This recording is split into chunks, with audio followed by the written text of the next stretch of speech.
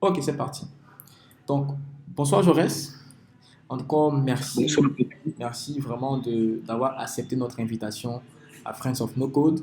Euh, on va avoir le temps de se présenter. Nous, ce qu'on fait en fait, c'est la promotion de nouveaux outils numériques qui facilitent la vie des entrepreneurs, qui facilitent la vie des freelances ou bien des professionnels du web.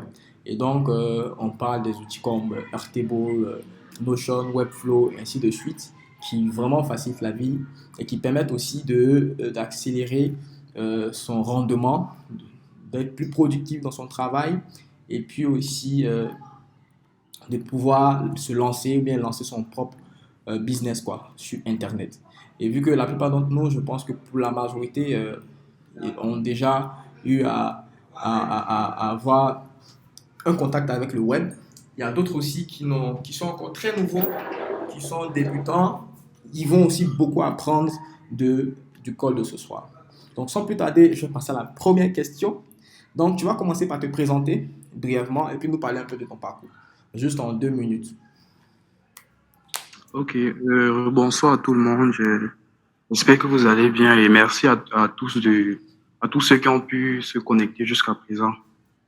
Donc là, aujourd'hui, je suis particulièrement heureux de représenter, entre guillemets, mon beau pays, le Cameroun, parce qu'après, c'est une communauté entièrement ivoirienne. Je devine qu'il y a majoritairement les Ivoiriens ici. Donc, vous pouvez vous exprimer en commentaire si vous m'écoutez pas ou si vous avez des questions, comme Godwin l'a dit. Donc, je me présente, je m'appelle Jaurès Nia. Je suis graphiste freelance. J'accompagne les entrepreneurs, les particuliers à créer une identité visuelle cohérente qui reflète leurs valeurs et leur secteur d'activité. Je crée aussi pour mes clients des designs de support dessinés au web ou à l'impression. Euh, je- Mon parcours, j'ai commencé à m'intéresser au design en 2018. Donc, c'est en 2018 que je commence à m'intéresser à la chose et plus précisément parce que je décide de m'introduire en filière informatique. Parce qu'en touchant l'informatique, je tombe sur l'infographie, je suis particulièrement amoureux de cela. Donc après cela, je commence des formations, des ateliers à mode autodidacte. Je me suis formé jusqu'à pratiquement 2 ans avant de commencer à m'insérer dans le monde professionnel, avant d'effectuer bien sûr des travaux professionnels. Et jusqu'à aujourd'hui, j'ai toujours été en freelance, à l'exception de l'année passée que je suis allé en entreprise pour quelques mois et puis je suis encore retourné en freelance. Donc, en quelques mots, voilà mon parcours. Ah, c'est top. C'est top. Et la réponse va même introduire la deuxième question. C'est une très belle transition. Donc, tu expliques que tu t'es auto-formé, après, tu as travaillé en entreprise, et après, peut-être quelques mois, tu as décidé de te remettre au freelance. Voilà. Donc, dis-nous, qu'est-ce qui vraiment t'a conduit à choisir le travail en freelance? Et puis, quels sont les principaux avantages que tu y trouves? Ouais, pourquoi je décide de m'aventurer principalement en freelance? Parce que premièrement, c'est pour la liberté. Déjà, en freelance, j'ai la possibilité de choisir mes propres projets. J'ai la possibilité de choisir mes horaires de travail comme je souhaite et mon lieu de travail surtout. Parce qu'en entreprise, tu as ton lieu de travail qui est fixe, tu as des horaires à suivre et puis tu n'as pas la possibilité de choisir tes projets. Donc, en quelque sorte, c'est premièrement la liberté. Deuxièmement, c'était pour devenir mon propre patron. Parce que en étant mon propre patron, ça me permet de définir mon style de travail. Donc, je définis mon style de travail, je décide comment je gère les projets. Ce qui est le contrat en entreprise. En entreprise, tu ne définis du tout pas ton style de travail. En entreprise, on t'impose un style de travail que tu dois suivre et pour la gestion de projet, c'est également imposé en entreprise. Troisièmement, c'était pour élargir mes revenus au fil du temps. En Mhm. freelance, on a cette possibilité-là d'élargir ses revenus au fil du temps, tout simplement en augmentant ses compétences, en travaillant pour élargir surtout ses compétences. Ça nous permet ça permet d'élargir ses revenus au fil du temps. Si ce mois, je peux travailler complètement, moyennement, le mois prochain, je travaille très dur. Là, ça peut conduire à l'élargissement de mon revenu. Quatrième, quatrième choix, c'est la possibilité de travailler à distance. Parce Oui. qu'en freelance, j'ai cette possibilité-là de travailler en freelance. La plupart de mes projets, je les travaille à distance. Pas besoin d'être forcément dans un bureau que lorsque tu es en agence. Donc, je travaille à distance avec la plupart de mes clients. Donc, voilà en gros les raisons qui m'ont poussé à continuer en freelance, à faire ma carrière en freelance. Je vois, oui. Et bon, je me reconnais aussi dedans, hein. Même si je suis salarié pour le moment, mais je fais des petits trucs freelance à côté. Je peux dire clairement que il y a cette liberté-là, mais après, après, après, est-ce que c'est pas trop risqué, genre, de ne pas avoir de source parce que travailler en freelance, ça veut dire que tu n'es pas sûr, par exemple, de gagner, par exemple, le mois prochain, d'avoir des clients. Est-ce que, comment tu envisages les choses de ce côté-là? Est-ce que c'est parce que tu as une bonne Oui, aversion au risque ou bien c'est quoi? oui, bien évidemment, c'est pas du tout évident d'avoir la rassurance d'avoir les clients. Parce que être freelance, c'est être son patron, c'est être une entreprise. Et en même temps, pour fonctionner, il faut des clients de façon permanente. Mhm. Donc, en même temps, il faut des stratégies qui vont avec pour pouvoir acquérir de nouveaux clients, ou tout simplement. Ça dépend, parce qu'il y a des gens qui peuvent sortir de l'entreprise sans avoir un portefeuille client assez vaste. Moi, quand je sortais de l'entreprise, j'avais déjà un portefeuille client parce que justement, à mes débuts, je travaillais déjà en freelance. Mhm. Donc, il y a beaucoup de paramètres qui viennent conditionner cet état. Je vois, je vois. D'accord. Donc, troisième question rapidement. Est-ce que tu peux, par exemple, parce que le thème de notre séance de ce soir, c'est comment gagner sa vie en étant freelance en Afrique. Donc, est-ce que tu peux nous donner une idée de, par exemple, pour toi, ce que signifie gagner bien sa vie en tant que freelance en Afrique? C'est-à-dire que Ok, ok. quand on dit gagner bien sa vie pour toi, c'est pouvoir faire quoi, par exemple? Gagner bien sa vie en étant freelance en Afrique, pour moi, premièrement, c'est d'avoir la notoriété qui attire les meilleurs clients. D'accord. Aujourd'hui, pour moi, aujourd'hui, en freelance, c'est une question de valeur. Mhm. C'est une question de valeur parce que dans le marché, plus ta valeur est grande, plus tu réussis en tant que freelance, plus tu as la possibilité de travailler sur des gros projets, plus tu as la possibilité d'entrer dans les portes où celui qui vient, par exemple, il a 2 ans d'expérience, un junior, senior, par exemple, ne peut pas facilement entrer là où tu entres. Donc, pour moi, premièrement, réussir sa vie en tant que freelance, c'est augmenter sa valeur dans le marché, avoir une grande notoriété. Et deuxièmement, c'est d'inspirer des personnes à s'intéresser à son domaine.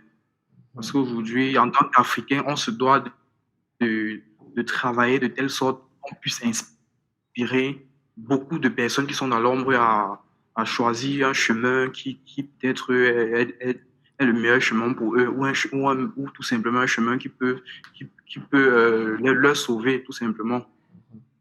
Je vois, je vois. Et je vois que tu n'as pas parlé d'argent, hein. Euh, est-ce que Bon, c'est vrai que bien sûr, c'est quand je parlais du premier point qui est la avoir la notoriété? notoriété, bien sûr, c'est de l'argent. Avoir de la notoriété qui attire les meilleurs clients. Là, ça sous-entend de l'argent. Si Ok. j'ai les meilleurs clients, forcément, moi, je travaille. Forcément, avec les meilleurs clients, ils acceptent les prix qu'on veut. Ils nous paient à notre juste valeur. Donc, forcément, il y a de l'argent derrière. Donc, on ne mange pas on va pas manger les pâtes à la fin du mois ou on ne va pas finir mendiant parce que il y a des freelances qui peuvent finir mendiant parce que c'est pas du tout facile. Mais tu estimes, par exemple, quel genre de revenus on peut espérer en moyenne? Genre, par exemple, je prends, pour être plus spécifique, parce que je sais que ça dépend du métier, mais par exemple, dans ton cas, un social media designer, par exemple, quelqu'un qui fait du design de support de com, par exemple, pour des entreprises. En moyenne, s'il se lance en freelance, si on se dit qu'il a la notoriété qu'il faut et que ça va, combien en moyenne il peut gagner, par exemple? Est-ce que tu as une idée? Ça, c'est une question un peu délicate parce que ça va dépendre de plusieurs contextes. Par exemple, la plupart qui sont ici présents sont en Côte d'Ivoire. Moi, je suis au Cameroun. Donc, on a Il y a des gens certaines aussi du choses Bénin. qui sont différentes. Par exemple, la valeur du service qu'on apporte. C'est D'accord. différent en fonction des, ça peut être différent en fonction des pays. Par Mhm. exemple, en France, si je suis en France, forcément, la valeur du design que je fais en France est Oui. différente que de la valeur du design que je fais au Cameroun. Mhm. Oui. Donc, je sais pas vraiment sur quoi me baser pour donner cela, parce que là, je peux donner un chiffre et puis Mais quelqu'un qui est freelance en pour quelqu'un France, qui est pour lui, en c'est Afrique, vraiment petit. par Et exemple, aussi, il y a la valeur des prix qui n'est pas la même, la vie, en fait, la valeur de la vie qui n'est pas la même à travers les achats, les courses, tout, et tout ce qui permet de gérer les finances. prenons par exemple au Cameroun. Prenons par exemple au Ouais, Cameroun pour un designer ou bien quelqu'un qui peut-être fait dans le même métier que toi, par exemple. Si on se dit que ça va, c'est-à-dire sa situation est stable, il gagne sa vie comme on vient de le dire, il a des bons clients et tout ça, en moyenne. Genre juste une estimation, pas un chiffre clé, mais juste une estimation. Dans quelle tranche, par exemple, il peut et, gagner en moyenne par mois? ok. Bon, je vais aussi dire ça à titre personnel parce qu'après, ça peut faire un très long sujet. Donc, moi, personnellement, un freelance ici chez nous, disons même en Afrique centrale, un chiffre moyen, bon, moi, un chiffre moyen, c'est vraiment 500 000 francs. Un chiffre moyen. Ok, ok, d'accord. Ok, ça c'est bon. Maintenant, dis-moi, par exemple, toi, j'ai eu à scroller sur ton profil, j'ai vu que tu créais assez de contenu et que tu éduquais plus ou moins sur le design et tout ça. Donc, quelle importance tu accordes, par exemple, à la création d'une marque personnelle, c'est-à-dire un personal branding dans le travail en freelance? Comment ta marque personnelle t'aide dans ta carrière de freelance, par exemple? Ok, donc en gros, c'est l'importance du personal branding en tant que freelance, c'est bien ça. Oui, oui, c'est ça. Personnellement, le personal branding, c'est quelque chose de très important parce que c'est tout simplement ce qu'on pense de nous, de toi. En tant que freelance, ton personal branding, c'est ce qu'on pense de toi. Et c'est lié à plusieurs choses. Premièrement, ton identité de marque. C'est ton positionnement sur le marché, c'est-à-dire comment tu te positionnes. Un freelance qui travaille avec tout le monde, un freelance qui travaille avec un certain type euh, d'entrepreneur ou d'entreprise. Un freelance qui travaille avec uniquement les entrepreneurs premium, donc ceux qui ont vraiment déjà réussi, ceux qui sont déjà au top du top des entrepreneurs. Donc, lorsque je te positionne, ça c'est un point important du personal brand. Je te positionne. Ensuite, euh, tu crées ta stratégie marketing. La stratégie marketing, là, c'est toutes les actions qui vont permettre en sorte qu'on te voit sur le marché et qu'on puisse venir vers toi. Donc, toutes les actions que tu vas mener qui vont permettre d'attirer tes futurs clients, tout simplement. Et la troisième étape, c'est de perdurer ton image de marque au long terme. Tout ceci dans le but de se démarquer. Parce qu'aujourd'hui, on voit, par exemple, sur LinkedIn, il y a beaucoup de personnes qui font un même domaine. Et Mhm. même des personnes qui sont pas bonnes, des personnes qui sont bonnes. Donc finalement, ça fait qu'il y a un mélange là. Et il faut se démarquer pour quitter de ce mélange. Le personal branding permet de se démarquer. Ensuite, ça permet d'attirer les opportunités professionnelles. Lorsque je travaille sur moi, je suis positionné, j'ai une identité visuelle propre, j'ai une stratégie marketing adaptée. Là, ça me permet d'attirer, forcément, je vais attirer les meilleures opportunités professionnelles. Ensuite, ça me permet tout simplement de développer ma carrière de façon significative et inspirante. Parce que lorsque je développe mon personal branding, j'inspire aussi beaucoup de personnes à s'intéresser à moi ou tout simplement à choisir mon domaine. Il y a des gens qui ne savent pas encore ce qu'ils veulent faire. Lorsque je fais mon personal branding, ça les aspire à faire ce que je fais. Donc voilà, en gros. Je vois. C'est assez intéressant. Vu comme ça, c'est en gros, le personal branding joue un rôle très important, en tout cas pour l'acquisition de clients, dans le sens où, par exemple, ça nous démarque de nos concurrents, quoi. D'accord. Je vois. À travers les techniques du marketing. Ok, à travers les techniques. Donc, un bon freelance, en tout cas qui veut gagner beaucoup d'argent, ou bien qui veut avoir plus de clients, Exactement. doit en tout cas avoir un minimum de connaissances en marketing. Ouais, ouais, exactement. Parce que après, c'est être freelance, c'est être une entreprise. Et en tant qu'entreprise, on doit faire des techniques marketing pour avoir plus de clients.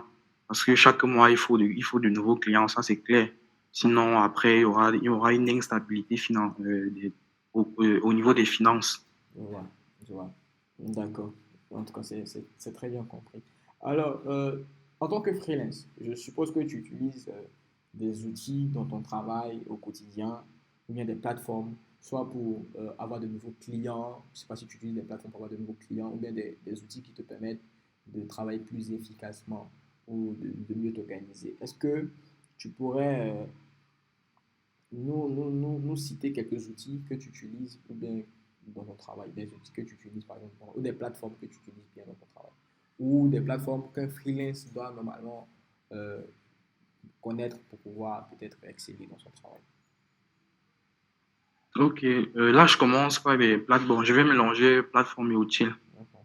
Premièrement, Pinterest Ok. et Behance, ce sont des plateformes où généralement les créatifs postent leurs travaux. Mhm. Donc là, on peut trouver de là-bas, je trouve de l'inspiration en termes de créativité.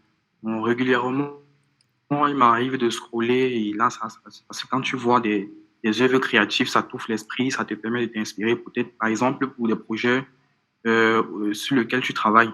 Mhm. Donc, Mhm. c'est de très bonnes plateformes. Moi, je recommande cela à tous ceux qui font dans un domaine créatif. Il y a D'accord. aussi Dribble. Dribble, c'est toujours des plateformes similaires. C'est toujours une plateforme similaire. Mhm. Ensuite vient Notion. Ok. Notion, Trello, Asana. Bon, j'ai un peu testé de tout. Ce sont des plateformes qui permettent des outils, autant pour moi, qui permettent d'organiser les tâches. En gros, ça permet d'avoir une bonne organisation en termes de tâches et bien d'autres. Ok. Ensuite, ChatGPT. Ouais. ChatGPT, D'accord. bon, tout le monde connaît ChatGPT. C'est vraiment un moteur de recherche puissant, et une IA qui est venue révolutionner les choses. Avec ChatGPT, je trouve des résultats plus pertinents dans mon secteur d'activité. Je Mhm. fais des recherches approfondies. Ça me permet aussi de créer même des contenus, de Mhm. rédiger des articles, de créer des articles de blog.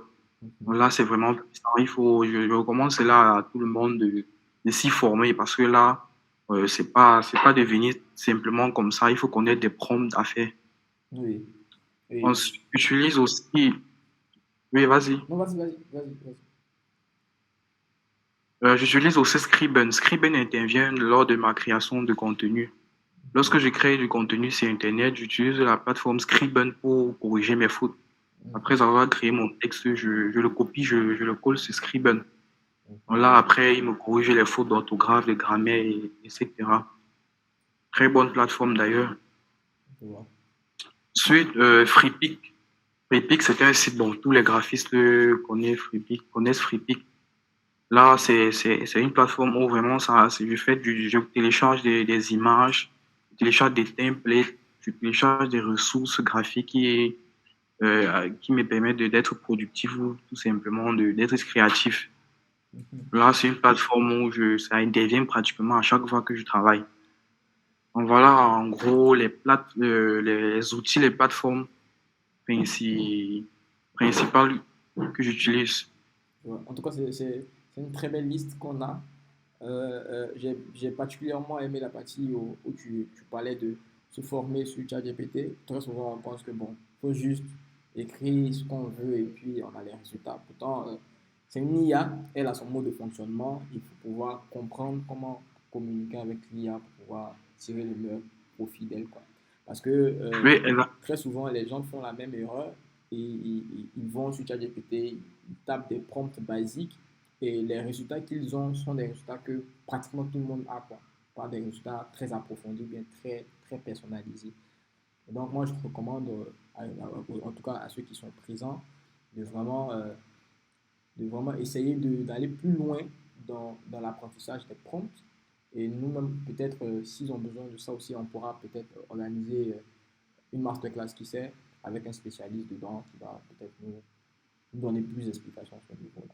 Donc, la prochaine question, c'est aujourd'hui, on vient de voir que en fait, être freelance, c'est toujours sur le réseau de clients qu'on va avoir. Et comment, toi, à ton niveau, tu t'y prends pour développer ton réseau?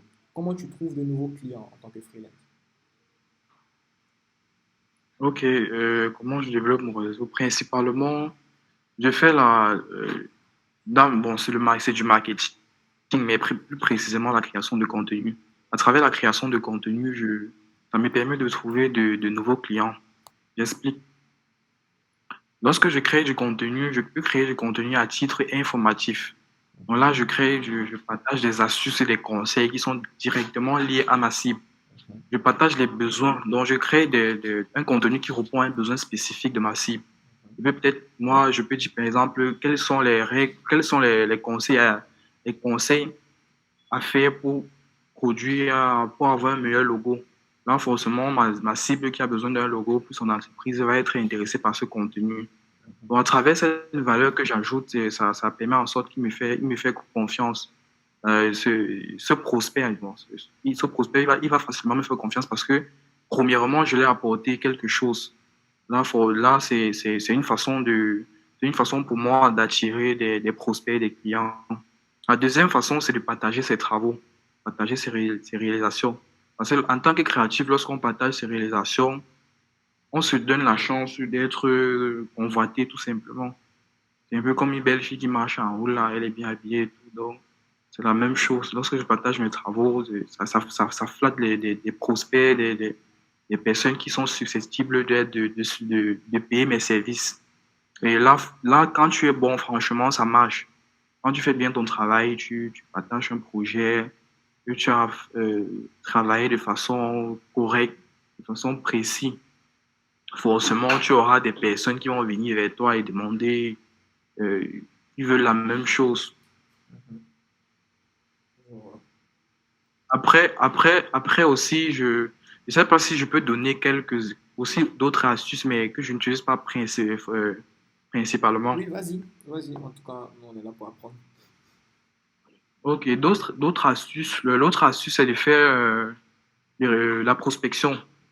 Donc, il y a la prospection, je pense que tout le monde qu'on va comprendre ce mot. C'est tout simplement contacter des prospects, des personnes qui sont susceptibles de faire appel à tes services en leur proposant des solutions adaptées à leurs problèmes. Là, c'est vraiment une technique. Bon, moi, je ne recommande pas tellement cela parce qu'après, ça peut te déstabiliser de façon mentale. Donc là, peut-être tu prospectes et puis 99%, tu as un non. Ou tout simplement, on te répond pas. Donc là, c'est pas vraiment adapté. Mais bon, c'est toujours une technique qui peut marcher pour certains. Mhm. Certains peuvent envisager cette solution pour avoir toujours plus de clients. Et la dernière, c'est le réseautage.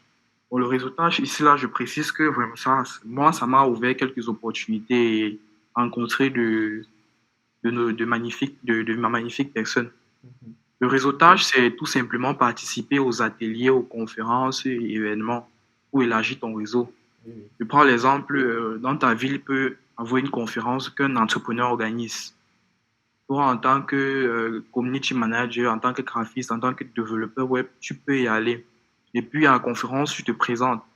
Là, c'est vraiment quelque chose que j'ai fait. Et puis, bon, presque à tous les coups, ça marche. Parce que lorsque je te présente bien et tu fais un domaine où c'est vraiment, il y a des demandes dans le marché, comme le graphisme, comme le marketing. Forcément, il y aura un entrepreneur dans la salle qui aura besoin, qui peut avoir besoin de tes services. Bon, donc après, facilement, il te contacte. Là, ça t'ouvre une autre porte. Je vois. En tout cas, ce sont de très beaux conseils que tu nous donnes là. Au niveau de la prospection, je dis toujours aux gens de se former. Il faut, quand vous faites quelque chose qui ne marche pas, ça veut dire que soit vous avez la mauvaise approche ou bien vous n'avez pas la bonne approche. Donc, moi, je me dis, il y a des gens qui arrivent à prospecter et qui gagnent des clients comme ça. Donc, si ça ne marche pas pour vous, vous formez. Tout est une question de formation. Peu importe ce que vous faites qui va vous permettre de gagner de l'argent, vous devez vous former là-dedans. Voilà, ça va vous demander du temps. Mais si vous le faites, vous allez voir vraiment les avantages. Donc, notre avant-dernière question, avant que les autres vont commencer à poser les questions. Je sais qu'actuellement, il y a beaucoup de questions dans leur tête. Euh, Est-ce que, par exemple, pour quelqu'un qui veut se lancer, là maintenant, après ce call, qui, qui, euh, qui est vraiment intéressé par se lancer dans le freelancing et tout ça, quels sont les conseils que toi, les conseils stratégiques que toi, tu pourrais leur donner? Ok, conseil stratégique pour freelance qui souhaite se lancer ou tout simplement au freelance Pour quelqu'un qui qui souhaite se veut lancer améliorer sa dans le, ouais, situation. pour quelqu'un qui souhaite se lancer dans le freelancing. Ok, ok, je dirais que premièrement, il faut se positionner. Là, c'est vraiment très important. Aujourd'hui, on ne se lance pas comme ça, on se positionne. Tu fais vraiment un travail de remise en question, tout comme une personne qui se développe. Mhm, Donc, tu te poses, tu te dis, tu mets principalement tes compétences prin- principales en avant. Je dis ça parce qu'il y a des gens, par exemple, sur LinkedIn, ils vont mettre graphiste, community manager, développeur web. Là, c'est pas une bonne idée parce que moi, par exemple, si je veux tes services en tant que développement en là, je vais douter. Je vois, tu es graphiste, tu es encore community manager, tu es encore, je sais pas, tu es tout en fait. mhm. Tu es Oui. manager de communauté, tu es. Là, c'est pas une bonne idée en freelance parce que bon, tu peux faire ça après, tu travailles en entreprise, mais tu n'as pas de soucis. Mais si tu veux vraiment avoir des clients, il te faut te positionner en trouvant tes compétences clés. Tu mets tes compétences clés en avant surtout. Après, tu définis ta cible. Quel type de freelance veux-tu être? Tu veux être ce type de freelance qui travaille avec tout le monde ou tu veux être ce type de freelance qui travaille avec un certain type d'entreprise ou un certain type d'entrepreneur? Ou troisièmement, tu veux être un freelance qui travaille qu'avec des personnes qui ont déjà réussi, des entrepreneurs de haute classe. Donc, à Mhm, toi de te définir. Lorsque je te définis, tu développes ton personal branding. Le développement du personal branding se fait en plusieurs points.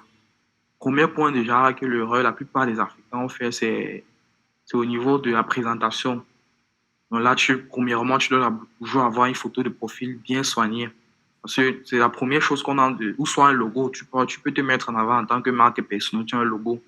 Donc tu le mets correctement, un logo bien soigné, pas un logo qui est fait à la négligence. Parce qu'après, c'est le premier contact avec ton prospect ou ton client. C'est ce premier élément-là qui entre en contact avec lui. Et c'est ça qui va te juger.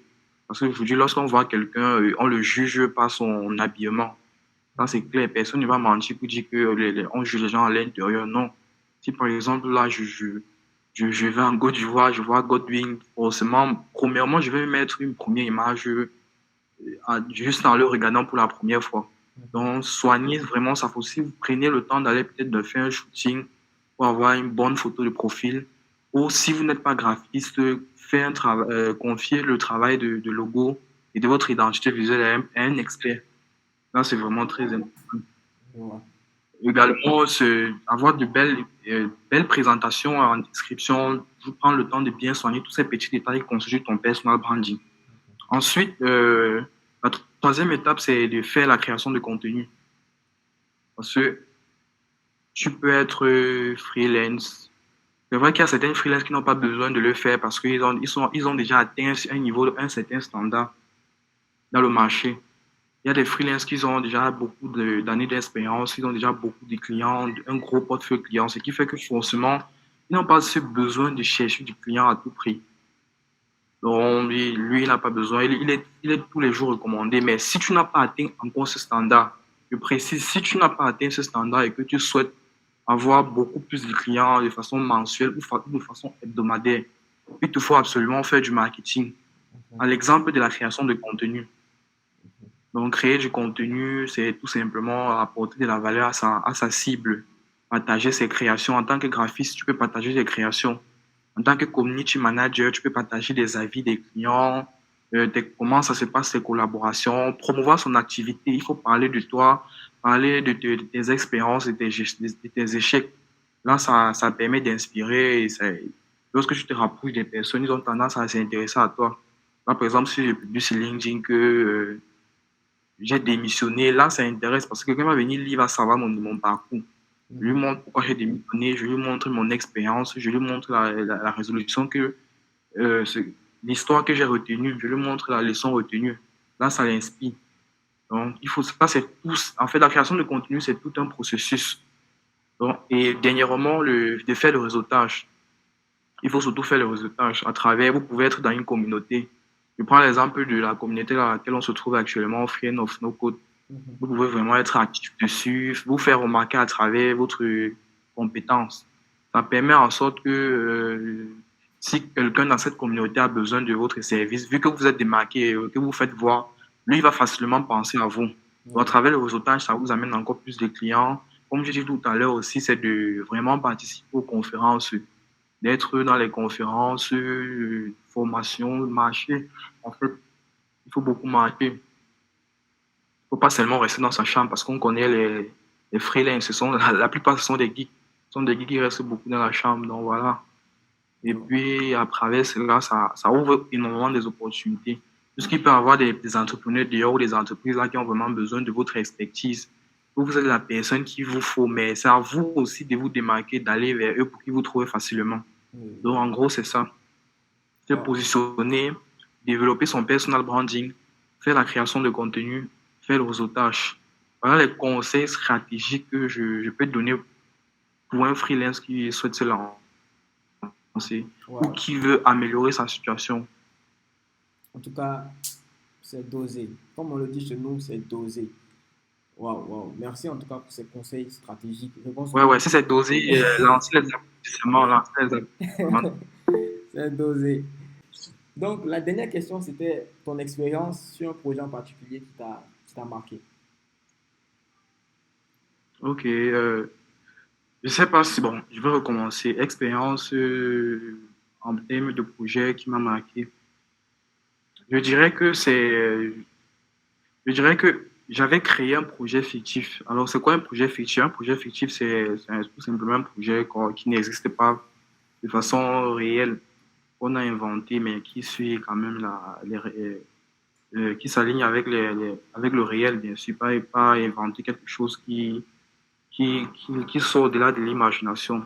Donc, j'avais créé un projet fictif parce que au passé, j'avais élargi mes compétences j'avais élargi mes compétences. Donc, cela devait nécessiter que je les mette en pratique. Je ne voulais pas attendre un nouveau client pour pouvoir le mettre en pratique parce que lorsqu'on vient d'apprendre quelque chose, on a besoin de faire une pratique ou tout simplement travailler sur un projet pour qu'on assimile mieux ce qu'on a appris. Donc, j'ai créé un projet effectif où j'ai mis en avant la plupart de mes compétences parce que je venais d'en apprendre d'autres. À travers cela, ça m'a permis d'être vraiment créatif, de mener de bout, du début à la fin, à ma façon de voir les choses, parce qu'il n'y avait pas un client derrière qui m'indiquait des points précis ou ou que je devais faire des trucs que moi aussi, peut-être, je n'aimais pas. Donc là, ça m'a permis de ressortir une créativité qui me ressemble. Mhm. À- Ensuite, je l'ai publié, je l'ai partagé sur mes réseaux, sur tous mes réseaux. Il y a eu de nombreux retours positifs. Ça a attiré énormément de personnes qui étaient intéressées par mes services. Donc, de ce projet fictif, j'ai eu de nouveaux clients en quelque sorte parce que justement, je suis allé au-delà de ma créativité en mettant en avant les compétences que j'ai apprises et aussi en faisant vraiment ce qui doit être fait. Parce que lorsqu'on travaille avec un client, parfois, on fait souvent des choses qu'on n'a pas envie et qui sort des règles parce que justement, on veut livrer le client tout simplement. Donc, voilà un peu la petite expérience que je peux partager avec vous et qui puisse vous porter de leçons. D'accord. En tout cas, c'est quand même bien partagé. Ce que je retiens, c'est que si vous avez une idée, que vous sentez que ça peut cartonner, n'hésitez pas à vous lancer. Apprenez les compétences nécessaires pour pouvoir le réaliser. Et puis, n'allez pas sur des choses trop fantaisistes, ou trop irréalistes, mais qui sont plutôt, qui matchent avec la réalité des personnes que vous voulez toucher, quoi. Et puis, Exactement. vous allez cartonner. Donc, en tout cas, Ouais, merci. Vas-y, vas-y. donc pas forcément attendre le client parce qu'en tant que freelance, parfois, on veut travailler avec un certain type de personnes et on n'a pas la possibilité de travailler avec le type de personnes qu'on souhaite. Donc, Mhm, l'idéal, en fait, c'est de ressortir un travail qui correspond à cette cible-là, le mhm. créer, même s'il n'invente pas, et le partager. Après, là, ça va permettre d'attirer les clients qui vous ressemblent. Exactement. Exactement. En tout cas, merci, vraiment merci. d'avoir répondu à toutes les questions. Je pense que les autres en ont beaucoup appris. Là, le temps, le petit souci là nous a fait prendre un peu de temps, mais c'est pas grave. On va terminer à 19h pile. Donc, on a 9 minutes pour prendre les questions. Et puis, on va clôturer. Donc, merci encore, Jaurès, pour ce partage. Et donc, les questions vont commencer à venir. Bon, donc, pour ceux qui ont des questions, vous pouvez les laisser dans le chat. Et puis aussi, on va interroger des personnes qui vont lever la main. Donc, si vous avez une question, regardez juste en bas de votre appareil, ou bien de votre écran, ou bien de votre ordinateur. Si vous êtes sur ordinateur, ou bien si vous êtes sur un téléphone, vous pouvez lever la main, on vous interroge rapidement. Ne soyez pas très long. Une question simple, 10 secondes maxi, 15 secondes, 1 minute pour Jaurès. Et puis, comme ça, on va maximiser sur le nombre de questions et on va gagner en temps. Donc, on va commencer par J.R. Philippe. Donc, J.R. Philippe, rapidement, ta question. Et puis, voilà. Tu peux juste activer ton micro pour poser ta question, rapidement. J.R. Philippe, qui a levé la main. Bonsoir à tous, j'espère que vous allez très bien. Ok, comme moi je viens de le voir, je suis tout à fait nouveau dans cette affaire des freelances. Donc, je voudrais d'abord savoir l'outil no-code, c'est à faire quoi en fait? L'outil no-code, c'est à faire quoi? Parce que moi, je veux m'intéresser aux travaux du numérique. Donc, Ok, étant donné que je suis nouveau, je souhaiterais vraiment me donner des bases avant de pouvoir commencer. ok. Il n'y a pas de souci. Ok. Donc, je reste ça, je prends cette question rapidement, vu que c'est no-code. Et donc, déjà, le no-code, en fait, c'est un ensemble rapide. Je t'explique rapidement. Que nous, en fait, les personnes qui travaillent sur le web, on travaille avec des outils. Ces outils, il y a des outils complexes qu'on utilise et il y a des outils aussi simples qu'on utilise. Maintenant, vu que tout le monde, surtout les profils non techniques, n'ont pas tous les critères réunis pour pouvoir apprendre les outils très complexes comme par exemple faire du code et ainsi de suite. Donc, nous, ce qu'on fait à Friends of No Code, c'est expliquer c'est quoi le no code, c'est quoi ces outils simples qu'on peut utiliser pour créer soit une application web ou bien un site internet pour une entreprise ou bien un système de gestion de stock pour un e-commerce et ainsi de suite, avec des outils simples. Donc, quand tu viens à Friends of No Code, on te fait une introduction au no code rapidement. On a fait une formation dernièrement, je pense qu'on va relancer. On a une chaîne YouTube, on va vous mettre le lien dans le groupe WhatsApp pour que vous puissiez aller voir déjà pour avoir les bases et puis, vous contactez un administrateur qui va vous prendre en main juste pour que vous ayez les bases. Et puis, vous allez voir que quand vous avez les bases, vous allez comprendre les enjeux, les perspectives et tout. Et vous saurez mieux vous orienter sur l'outil que vous voulez apprendre. Et puis, vous allez pouvoir savoir quel besoin, bien, quel problème ça répond. Que ça répond. L'avantage d'apprendre ce genre d'outils, c'est que vous pouvez travailler en entreprise, vous pouvez avoir des opportunités plus rapidement, surtout sur le web. Et puis, vous pouvez vous-même lancer votre propre idée de projet assez rapidement. Et donc, c'est le moment de saisir ces opportunités-là. Donc, après, contactez un administrateur dans le groupe qui va vous entretenir sur la question. Et puis, on fera soit une masterclass, on va reprendre, on va faire peut-être un contenu, une masterclass enregistrée bien pour réintroduire le concept de no-code. Et je pense que vous allez mieux comprendre. D'autres questions? Il y a Sanogo Lamine, rapidement, Sanogo. Donc, on reste dans le contexte de freelance, n'oubliez pas. Voilà. Après, no code, on est là hein, dans le groupe. C'est plus des questions D'accord. adressées pour le reste. Oui, bonsoir. Bonsoir à tous. Bonsoir Godwin. Bonsoir à Jaurès. Moi, ma question, c'est concernant le storytelling. Moi, j'aimerais savoir, étant donné que Jaurès nous a parlé de persona branding et tout, pour lui, quel est le meilleur storytelling qu'un freelancer doit avoir autour de son branding, en fait? Ok, ok. En fait, le storytelling, ça fait partie de la création de contenu. Comme j'ai dit, je ne voulais surtout pas entrer vraiment dans le détail parce qu'il y a, si on entre dans la création de contenu, c'est très, très large. Le storytelling, c'est une technique de la création. Ça intervient aussi dans la création de contenu. Comme j'ai pris un exemple, vous pouvez partager une expérience personnelle ou partager qu'est-ce qui vous a motivé peut-être à être dans votre domaine. Là, c'est vous parlez de vous en quelque sorte.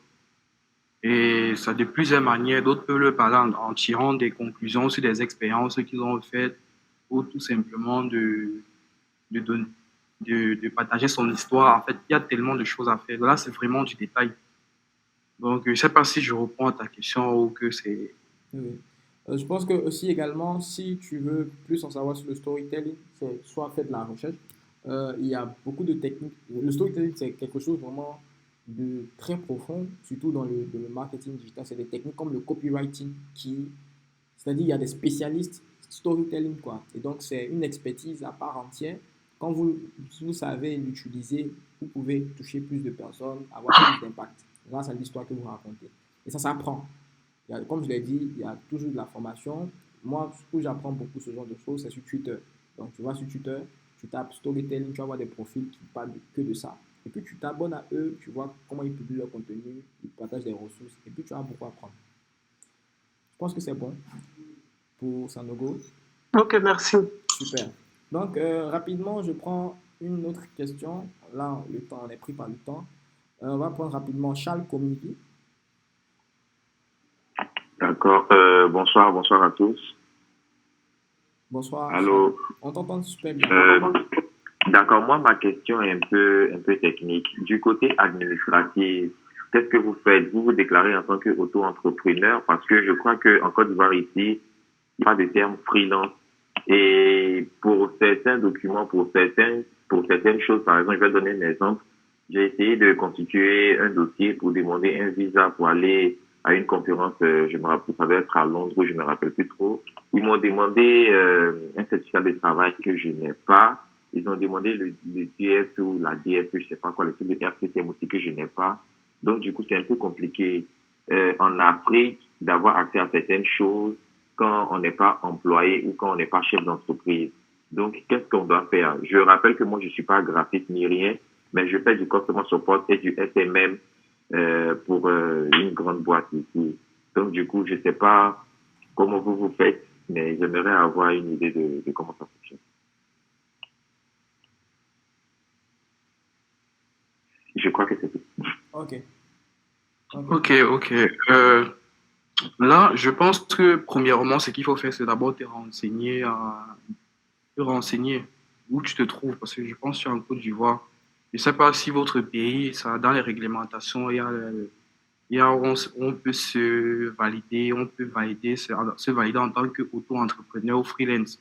Ah, parce qu'en France, par exemple, la plupart des freelances en France, pour effectuer le freelance, ils doivent d'abord le faire pour pouvoir faire ce freelance. Et chez nous, en Afrique, on a l'avantage qu'on n'a pas besoin forcément de cela. Il n'y a personne qui va venir toquer chez toi pour dire que tu n'es pas autorisé à cela. C'est vrai qu'après, pour vraiment entrer dans certaines portes, il faut avoir des réglementations, des papiers et tout. Ce que moi, je peux te conseiller, c'est d'utiliser ton personal branding pour pouvoir avoir des clients, d'attirer des opportunités. Et puis après, derrière, tu peux créer une agence que tu valides. Après, maintenant, tu reconduis tes clients vers ton agence. Là, c'est la stratégie que la plupart des entrepreneurs font. Voilà. Et il y a une belle ressource que quelqu'un a mis dans le chat. Après, Charles Comivi, tu pourras voir, il y a l'EGAFI tout ce qui est question juridique, entreprise ou bien constitution de tout ça, ils ont vraiment de très beaux conseils. Donc, tu vas peut-être soit dans les locaux et puis tu vas une assistance. Quoi. Il y a des questions dans le chat que je vais poser rapidement à Jaurès. D'accord. Et il y a une question, par exemple, de Darius Fosto qui demande comment tu as débuté sur LinkedIn? Qu'est-ce qui t'a permis, toi, quand tu as débuté sur LinkedIn, d'augmenter en fait ta notoriété? Bon, ce que je peux dire, c'est que j'ai pas fait 1000 chemins. Donc, j'ai commencé normalement, comme on commence. C'est vrai qu'au début, j'ai pris un risque parce que lorsque tu viens d'arriver sur LinkedIn, tu es tout frustré. Il y a des entrepreneurs qui postent de- qui font des posts à propos des nouveaux rôles qu'ils ont obtenus. Il y a des personnes qui partagent vraiment des expériences à travers les chiffres d'affaires qui peuvent te traumatiser. Donc, c'est vrai, il faut vraiment avoir du courage pour commencer à créer du contenu et parler de toi. Là, j'ai juste pris ce risque-là. J'ai pris le risque, j'ai commencé à créer du contenu, j'ai commencé à partager des astuces dans mon domaine qui peuvent aider soit les débutants, soit les entrepreneurs qui ont besoin de mes services. Et là, à travers cela, bon, ça, forcément, des gens se sont abonnés parce qu'après, lorsque tu es régulier, ils souhaitent recevoir davantage des conseils de toi ou des astuces de toi. Ok, je vois. Moi, juste pour ajouter sur la question, quand vous démarrez sur LinkedIn, soyez patient et puis formez-vous à l'utilisation de LinkedIn, les bonnes pratiques et les pratiques qu'il ne faut pas faire. Là, je suis en train de rappeler. Là, je vais mettre bientôt à votre disposition au sein de la communauté une ressource qui va vous permettre d'optimiser votre profil LinkedIn. Et peut-être on aura une formation spécifique. Parce qu'on avait déjà fait une formation sur LinkedIn qui est disponible sur la chaîne YouTube. On va refaire une autre, par exemple, si vous voulez. Ça va dépendre qu'on va proposer les thèmes. Et puis, vous allez pouvoir en profiter, quoi. Ensuite, je pense que après, il y a des ressources aussi que, si vous regardez dans le chat, il y a des belles ressources que d'autres personnes déposent et c'est vraiment intéressant. Il y a Diane qui pose la question de savoir, par exemple, comment définir ses prix. C'est-à-dire, quand on est freelance, comment tu définis tes prix pour être rentable. Ok, ok. Là, c'est encore une question assez problématique parce qu'après, moi, je connais pas ta valeur dans le marché et puis, bon, chacun a ses prix, tu es en freelance. Principalement, il faut fixer ses prix. Ce que moi, je te conseille, c'est de fixer tes prix en fonction de la valeur dans le marché. Si tu es un freelance qui est déjà assez convoité, donc tes prix, forcément, doivent être différents de celui qui vient de commencer. Et en même temps aussi, il faut faire une veille concurrentielle. Donc, tu fais des recherches sur tes concurrents. Tu vois comment tes concurrents font les promotions, tu vois comment tes concurrents font des offres. En fonction de cela, ça peut vraiment te permettre de savoir comment définir tes prix dans ton secteur d'activité. Donc, c'est très important de la veille concurrentielle. Tu peux faire des recherches dessus. Donc, ça va t'aider à définir beaucoup de détails concernant ta marque. Ok, super, super. Il y a une question auquel je vais répondre rapidement. J'aimerais savoir s'il faut terminer d'abord sa formation avant de commencer la création de contenu. Après, je pense que Jaurès pourra renchérir s'il a des avis là-dessus. Moi, je pense que vous n'êtes pas obligé de terminer votre formation avant de commencer à créer du contenu. Si vous apprenez un truc, partagez ce que vous apprenez. Aujourd'hui, par exemple, moi, j'apprends Webflow. Je peux poster des trucs pour dire voici ce que j'ai appris aujourd'hui sur Webflow. Je continue de me former, mais je partage déjà ce que c'est faire. Ça suscite de l'intérêt auprès des gens qui vous suivent déjà et ça montre que vous apprenez, que vous êtes quelqu'un qui apprend, c'est quelqu'un à qui on a envie de confier souvent des projets parce qu'on se dit qu'il apprend, il est agile, il s'adapte rapidement et tout ça. Donc, montrez ce que vous savez faire, même quand vous n'êtes pas encore expert, parce qu'on finit pas d'apprendre. Donc, tant que vous savez quelque chose, moi j'ai mon mentor qui me dit ça. Si dès que tu sais une information plus que quelqu'un d'autre, c'est-à-dire si tu es au CP2 que quelqu'un au CP1, automatiquement tu peux lui partager de la valeur. Tu n'es pas obligé d'arriver au CM2 avant de partager de la valeur à quelqu'un qui est au CP1. Donc, dès que tu es au CP2, que quelqu'un au CP1, tu peux commencer à partager de la valeur à cette personne-là. Donc, il ne faut pas attendre, il n'y a pas de meilleur moment. Si tu sens que tu es prêt à partager ce que tu sais, tu vas-y. Tu n'es pas obligé de devenir expert, quoi. Après, on va prendre deux dernières questions et puis c'est bon. Après, pour les autres questions, on se retrouve dans la communauté, on va échanger et puis peut-être vous aurez des réponses et ainsi de suite. Donc, on va prendre les deux dernières questions et puis enfin, on prend la question de Rwamba qui demande comment gérer les clients difficiles. Moi-même, je voulais poser la question. Comment gérer les clients difficiles? Par exemple, le client n'arrive pas à définir clairement son besoin, ou bien souvent il dit quelque chose aujourd'hui, demain il change de bouche, et ainsi de suite. Et puis ça peut vous faire perdre du temps, tout ça. Comment, Jaurès, est-ce que tu as déjà été confronté à ce genre de situation? Comment tu fais ça? Oui, bien, oui, bien sûr, bien sûr. Je suis régulièrement confronté à ce genre de situation. Ce que je peux dire, c'est que comme j'ai défini, je disais tout à l'heure, ça dépend de si un client est vraiment chiant et que il ne sait pas ce qu'il veut, c'est qu'il a parti juste bon, disons, la sous-classe. Donc, et que c'est à toi de travailler de façon à avoir des meilleurs types de clients. C'est vrai qu'après, ça dépend déjà de tes revenus, de tes valeurs que tu partages. Tu peux atteindre un certain type de revenus qui te permet de refuser ce genre de clients pour tout simplement avoir un bon environnement ou un workflow plus performant. Donc, c'est à toi de voir. Tu peux décider de supporter et avoir des stratégies. Il faut surtout être très strict.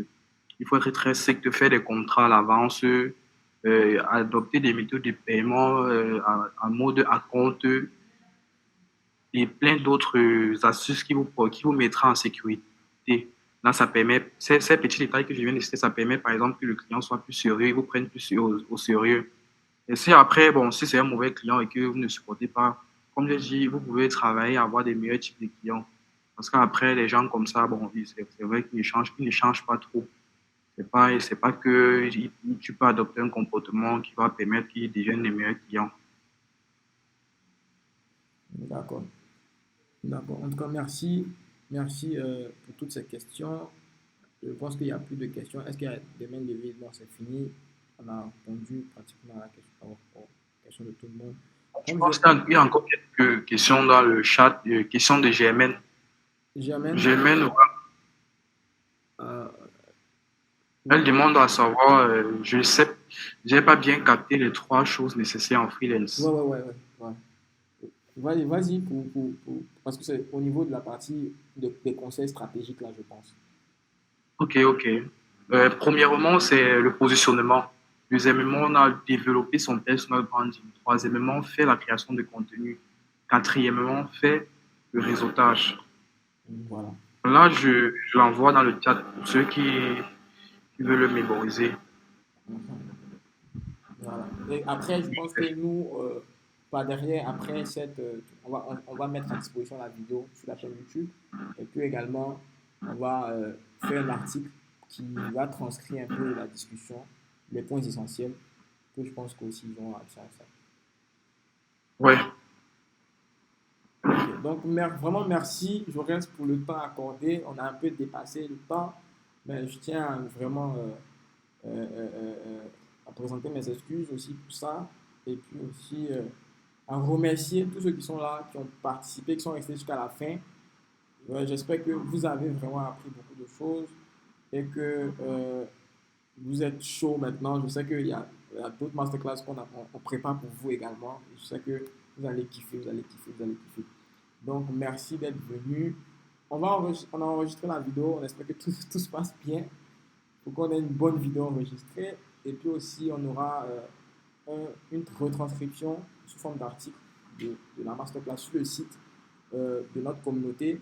Donc, pour ceux qui ne sont pas encore inscrits dans notre base de données, on prépare des cadeaux pour les personnes qui sont inscrites officiellement à notre communauté. Ils vont recevoir ces cadeaux directement par mail. Et pour pouvoir recevoir ces cadeaux, il faut aller sur le site et puis remplir le formulaire qui est sur le site. Donc, il y a un lien, il y a un dernier bouton juste quand vous allez sur la page d'accueil qui vous dit de rejoindre la communauté. Et donc, vous tapez, vous inscrivez vos informations, tout. Vous serez enregistré dans notre base et puis vous allez recevoir le cadeau qu'on prépare pour vous. Voilà. Et j'aurais, Ok. si tu as un mot de fin à partager avec nous, vas-y, c'est l'occasion. Bon, je tiens juste à dire, c'est un plaisir aussi d'être invité ici présent parce que je crois particulièrement que je suis rempli d'Ivoiriens. Bon, si on peut faire un petit truc, c'est si chacun peut mettre le drapeau de son pays en commentaire, là, ça me permet de voir un peu la communauté actuelle. Oui. Donc, Les les gars, personnes, allez-y. ouais. Les Mettez vos drapeaux, drapeaux en commentaire. les drapeaux dans le chat. Si vous- Ah, il y a des gens du Bénin, hein. On a nos amis béninois qui sont toujours là. Voilà, Bénin. Les gars de la Côte d'Ivoire, réagissez. Ah, mettez le drapeau là. Il faut qu'on vous sente là. Ah ouais, apparemment sur Google Meet, on n'a pas les emojis. Non, je pense on a des emojis, hein. Je vois des drapeaux dans le chat. Ah, après, si vous n'avez pas de drapeau, vous mettez Côte d'Ivoire, Togo. Il y a des gens du Burkina Faso, du Togo, du Bénin. BJ c'est quoi? B, c'est Bénin. Euh, GG, Ouais, c'est peut-être Bénin, je sais pas. On a des gens du Sénégal. Salut les Sénégalais, salut les Ivoiriens, les Camerounais. Ah, Béji, c'est le Bénin. Ok, ok. Donc, Ok, on ok. a des gens du Ah, Bénin, de ok, la Côte merci à d'Ivoire. tous. Merci aussi à Ah, vous, c'est un plaisir. je vois qu'on a Joël vraiment Djineli, des gens du Togo aussi. ouais, Togo, Nyakiwe Semo. Oui, oui. On a assez de Ouais, monde. mais En tout cas, merci à tous d'avoir répondu présent. On a des gens du Cameroun, de la RDC également. Voilà, on a un peu tous les pays africains, hein. Voilà, waouh, c'est cool, c'est cool, c'est c'est cool. vraiment cool, quoi. De toute façon, dernier mot, je suis totalement ouvert pour ceux qui veulent, qui ont des questions supplémentaires. Mhm. Donc, vous pouvez me poser vos questions en me mentionnant dans la communauté, Voilà, dans le groupe de Friends of No Code. voilà. Et après, tu nous mets tes réseaux sociaux, hein. Tu nous mets ton LinkedIn, ton Instagram, où on peut te suivre Ouais, ah, voilà, pour d'accord, voir ouais, ton c'est. contenu. Voilà, Ouais, je pense que c'est Junior qui le fait. voilà. Junior, il Donc, va le faire. vous pouvez checker, me checker surtout sur LinkedIn parce que c'est vraiment là où je suis actif, Mhm. où je partage mon expérience, je partage mes travaux et en majorité. Voilà, Donc, vous pouvez faire j'ai un coup d'œil sur mon profil, vous abonner si possible parce qu'après, ça fait plaisir que la communauté s'agrandisse. voilà. D'accord. En tout cas, merci encore, Jaurès. Les gars, merci d'avoir répondu présent. On a atteint notre pic. On était pratiquement à 55 personnes connectées en pleine séance et ça montre que vous êtes, vous kiffez. Donc, on va trouver de nouveaux thèmes. N'hésitez pas à nous proposer aussi des thèmes que vous aimeriez qu'on aborde au sein de la communauté. Si c'est par rapport à un outil, bien par rapport à une compétence, bien par rapport à un métier, n'hésitez pas à nous faire des propositions. On va les faire voter. On va faire voter les propositions et puis on va faire une autre masterclass. Donc, rendez-vous dimanche prochain, la même heure, 18h, pour une autre masterclass. On va envoyer les affiches. Vous allez partager comme d'habitude pour qu'on puisse toucher le maximum de personnes. Donc, merci encore, Jaurès, de nous avoir entretenu sur ce thème qui était comment gagner sa vie en tant que freelance en Afrique. Merci à vous qui êtes venus, qui avez répondu massivement présent. Que Dieu vous bénisse. Passez une très belle soirée. Excellent début de week-end à tous. Merci.